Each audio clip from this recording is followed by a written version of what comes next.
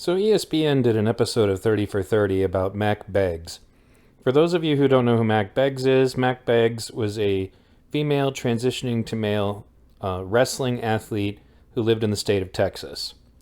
Now, as the trans athletes in sports thing is being argued about quite a bit right now, I covered some of this in my 2 videos about that topic that I will put in the cards at the end of this show.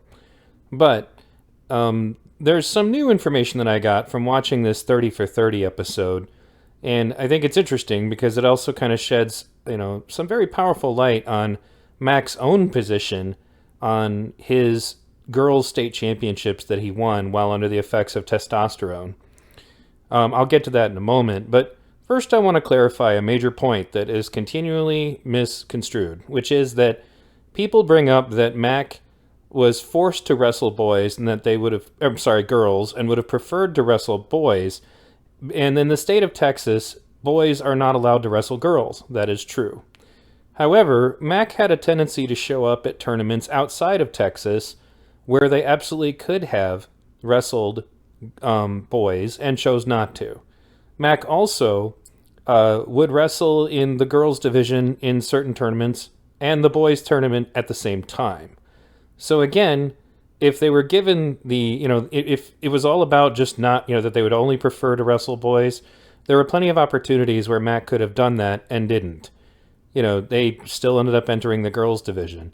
And Mack traveled to tournaments that only had girls' divisions outside of the state of Texas. So, needless to say, a lot of people's understanding of the situation is just wrong. And I'm going to provide some information about that by taking a look at his track wrestling account. For those of you who don't know anything about wrestling, track wrestling is like a free program that a lot of the tournament directors use to record people's results. So this is Mack Beggs' track wrestling profile, coming from Euless, Texas. And even here in this one page that I already have highlighted, you can see that Mack attended the men's divisions and the women's divisions at the Red Hawk Rumble. There were also other tournaments that he participated in, that are girls' tournaments that are outside of the state of Texas.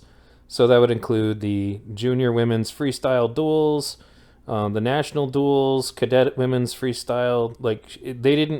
Mack didn't have to go to any of this stuff. Same thing with Body Bar. That's a girls' tournament. So now, mind you, Body Bar is actually held in Texas, so that's relevant, but when you're attending USA events for a long time, they were letting Mack do both. I actually saw Mack Beggs in person when my daughter was at the Folk Style Nationals in Oklahoma, and they had showed up there shortly after the USA Wrestling had finally made the ruling that Mack would have to wrestle in the divisions that they identified with. So, this is an important point, and I don't want to belabor it too much other than to suggest that if this was really only about Mack being forced to wrestle girls, then their track wrestling wouldn't have these events on it. And there's plenty of other examples of this. I'll provide a link to it, but you can look it up yourself. But there are plenty of other examples, like, right here, Freestyle State Championship, the junior men, and also in the girls division at the same time.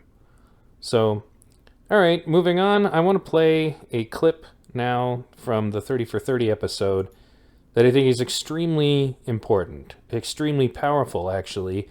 And it's also has huge implications for trans athletes in sports across the board. Y'all think he's a 2-time state champ? You haven't messed with me. Right, Matt? Yeah. That's graduation. I thought for sure maybe they'd say, and also in our midst, we have a 2-time state champion wrestling Mack Beggs. I wouldn't want to. Okay. I wouldn't want to. I just thought maybe they'd acknowledge You it. want to know why? Why? Because I really don't feel like I deserve it. Wow, that's a strong statement. I'm being serious. I feel like I won a state title. That's true. That's inevitable. But You won 2 of them. 2 of them in a row. Obviously. Undefeated. But obviously, listen. But if you were to go against a girl in a girls tournament, how would you feel?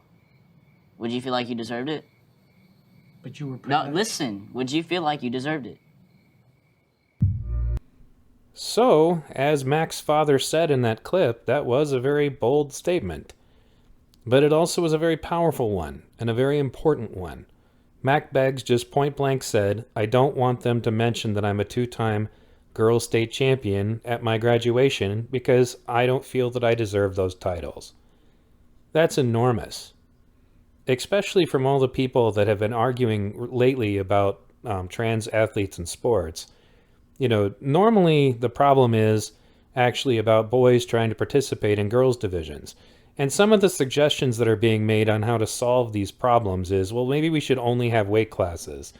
Any girl that's wrestled boys can tell you, at least past puberty, that doesn't work. Like, you can still win some matches, but it changes everything once you get, especially, you know, into the 120s, 130s. You'll still win plenty of matches. You can even still be an excellent participant on your team.